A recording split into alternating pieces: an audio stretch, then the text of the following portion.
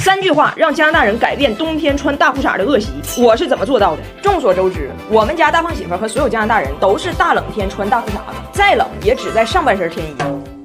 但是今年大胖媳妇这个毛病被我治住了，我是怎么骗的呢？最近北京不是天冷吗？我家住着俩老人，一天冻够呛。大胖媳妇呢，她不懂，她一直以为供暖这个事儿归物业管，就给物业打电话说 ：“Hello， 物业，把俺家阀门打开吧，801开始供暖 ，please。”她打了好几个电话没有结果，就问我：“哎，为什么不给咱们家供暖呢？那铁岭都来暖气了，我要去找物业办公室理论。”我当时看着她丰满的上身和裸露的大白腿，我寻思怎么能治她冬天穿大裤衩这毛病呢？我一想，她最崇拜的是 AI 科技，我灵机一动，张嘴就开始瞎胡说。我说现在每个城市每个区域降温情况都不一样，太早供暖浪费，太晚了冷。那怎么实现最高效的供暖管理？中国现在很先进，就是现在的所有小区的每一个监控摄像头都采用了最先进的 AI 远红外人体扫描技术，谁穿啥衣服都能精准识别入库。这个监控摄像头哈，它如果识别小区里所有的人，哎，穿的都足够厚了，它自己就会告诉暖气开。但凡它扫到还有人穿大裤衩子、露肚脐眼子，那就说明还是不冷，它就会告诉暖气再等等。If they see people like you walk past it and then just 这狐狸的。我跟大胖媳妇说，人我听说别的小区都来暖气了，咱小区就因为你不供暖，你就没发现小区居民都烦你吗？大胖媳妇真开始反思自己了。但是吧，大胖媳妇毕竟读过一些书，她觉得我说的话多少有点在伪科学和纯扯淡之间，无法辨别。想来想去，她决定去跟 AI 系统会一会。晚上瞄准了一个小区摄像头，直勾就去了，假装系鞋带。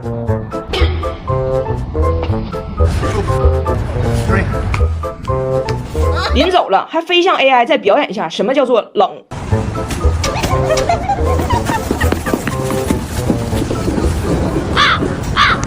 大胖媳妇说：“我就不信 AI 扫着我穿的多了，它就真能给供暖。”哎，你说我这命，好巧不巧，第二天物业就上门试暖气了。这个事儿我毫不震惊，因为人家是1周前就约好了今天暖气试水。但是在大胖媳妇眼里，物业上门，小区即将开始供暖，是因为昨晚摄像头下的4条裤子。他心情无以言状，只能说中国 AI 实属牛掰。大胖媳妇认定了，只要他继续坚持穿长裤子，暖气马上就来。然后昨天晚上，他的好朋友也是个外国人，叫 Angelo， 要来我家做客。突然间，大胖媳妇意识到。坏了，这个老外他肯定也穿大裤衩来，他穿短裤一进小区 ，AI 一识别，那不就一切归零，功亏一篑了吗？大胖媳妇二话不说，赶紧去西门对其实行了精准拦截。You're not wearing pants. 一路避开了各种摄像头。大胖媳妇跟人说：“时间紧迫，有人盯着咱们，我先不跟你过多解释了，先穿我的。”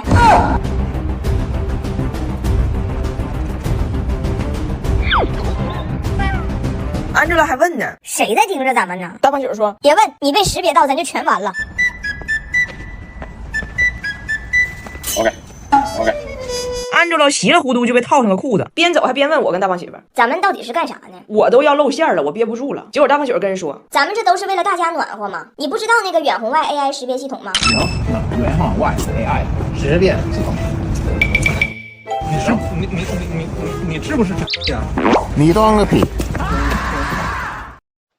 我丢人丢大发了。我母亲节让这加拿大人给我算计了。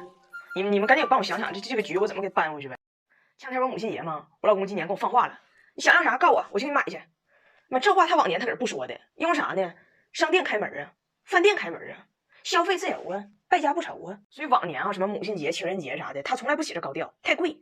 但今年是扣癌患者的转运年呢，啥烧钱都不开，现在开的就超市和药房，而且俺家附近的超市哈，就我跟那小别人掰头那遗址。都算不上超市，就那规格哈，在铁岭也就叫小卖铺，就是基本以就是卖打火机和鲜牛奶带货的那种规模的。但我能不知道他这心眼子吗？你个加拿大被冷冻过的智商，你吃整条鱼不扎刺，你都是这2年的事，还跟我俩宫斗上了。有人告我了，俺家门口那条街上卖海鲜的鱼市开了。我说那行，随便要，那个你上鱼市给我整俩大面包蟹，整俩大螃蟹。完他说没开，我说这开了，你去吧，这开了。我跟你说，就英国这地方好吃的是没啥玩意儿，但这面包蟹哈老港口老肥实了。我以前有一次自己整个面包蟹配俩海螺，给我自己吃晕过去了。但是为了他，我晕也值得，再晕一次吧。我说我要面包蟹，就是过8点，我老公回来了，螃蟹没有，给我带2盒这玩意儿。我一看海蜇儿，这些年究竟啥行情我是不知道了。但根据我小时候的回忆呢，就是海蜇这个东西在鲅鱼轩、大连一带这个渤海湾的地位吧，就是说怎么形容呢？就相当于烧烤店的花生毛豆，初次网课的视听感受。澡堂子的纸裤衩，车展会的钥匙扣，这些东西你要是花过钱，不是打脸的尴尬，是人格的销售。完结果他老有理了，告我海钧打特价打半价，螃蟹没打折，所以我就买的海钧。那肯定得买打折的呀，那都是海鲜嘛。其实我早就应该有心理准备，就他这个抠癌呀，已经很严重了，他有很多并发症。这个毛病最严重的并发症吧，表现在全价梗阻。啥叫全价梗阻呢？就是宁愿打折买一筐，也不全价买一双。就这东西，我要是发现了打折了，别人没发现，哎呀妈，人生巅峰了。你有没有这种同感？就同样一双鞋，汤姆花500，我花250，我就感觉汤姆偷摸给我刻了仨响头，王八。虽然汤姆不知道。如果你也想享受这种快感，你就下实货，帮你全网比价。阿迪耐克200，ES-AJ 更亲民。评论区下一个，赶紧下一个，就好好体会一下那些花全价买衣服买鞋的汤姆们天天给你磕头的感觉。这个病还有一个并发症，就是纸上得来终觉浅，便宜不捡白不捡。哎，就我老公有一次在超市，就是超市有一沓袜子，就不知道谁给拆开了，完超市就便宜卖嘛，贴个小黄贴，1磅6双，他就要买，我就说不行，这袜子吧是为了那个夜行跑步者设计的，扎眼呐，粉的，荧光的。完事呢，关键的问题是我老公是44脚，这袜子是41的，哎，就高低要买。我俩当时在超市，我说你要买你就穿，他说我买我肯定穿，结果就高低要买了，结果现在哈每个月我都有几天特别舒服的日子，就我老公脚跟放浪，粉粉亮亮。但我发现这毛病挺传染的，我现在基本也这味儿，就是我吃芒果过敏哈，我吃完这芒果之后嘴巴头都通红，然后浑身刺挠。哎，但上次就是上超市有那个芒果切好的块试吃。那白给的吃的，那别说过敏了，过电都行。我当时拿小塑料杯上那个试吃篮里，夸夸戳着吃。哎呀妈，这吃完给我刺挠的，回家给我挠的，好像给肚脐眼都挠坏翻了。耐之，冤冤相报何时了？往事知多少。这事没完事儿，这局我高低得给他搬回来。母亲节之后不还有父亲节的吗？你换我也换呢。他跟我说想要一条领带，还想吃烤羊腿。你也帮我想想，咱都给晃傻。我女儿在澳大前2天跟她的班级同学去海洋馆了。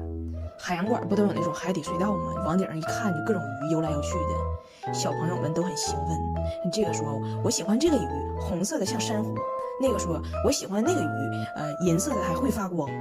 老师问我女儿，那你喜欢哪种鱼呢？Zelda？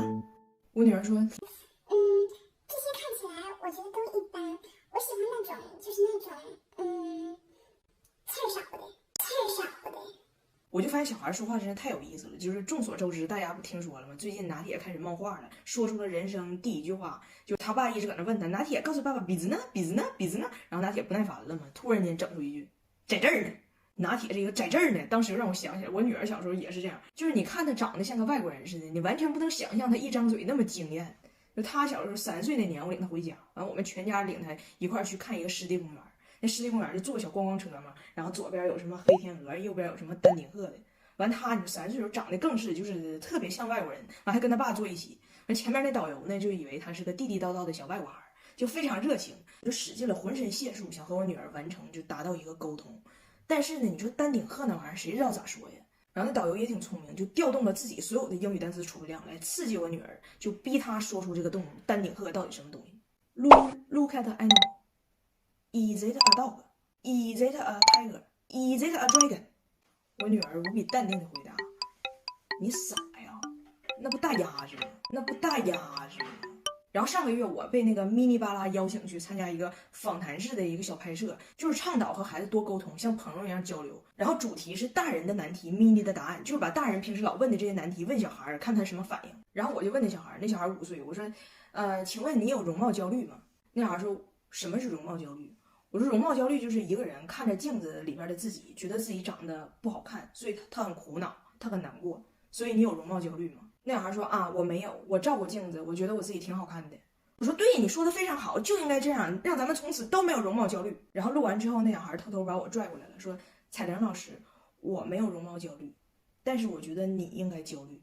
当时给我逗坏了，我就跟我女儿视频，我说在澳大呀咋整啊？人家别的孩子说你的妈妈照镜子看到镜子里的人应该焦虑，我女儿说没事啊妈妈，我要回去了，等我回去咱们俩一起照镜子，那镜子里只要有一个好看的，你不就不焦虑了吗？虽然这句话很伤人呢，但他最近也说了一句非常暖心的话，因为他们如果回来的话，隔离政策不是现在要在酒店隔离21天吗？我就有点担心，我说你回来了，在酒店得跟爸爸2个人在一个房间里待21天，你会不会害怕呀？他说我不害怕呀，我这21天待的地方再小，也是离妈妈近的地方。我当时泪崩了，我就想啊，来在澳大肯定赶快就回来了，拿铁1岁多，终于要和亲爹相见了。到时候俺们一家赶紧领着翟奥达和拿铁，你们也是，然后像我一样穿上好看又舒服的迷你巴拉，然后去看看肥嫩的大鸭子，还烤刺儿烧的鱼，啥能有这幸福呢？你说？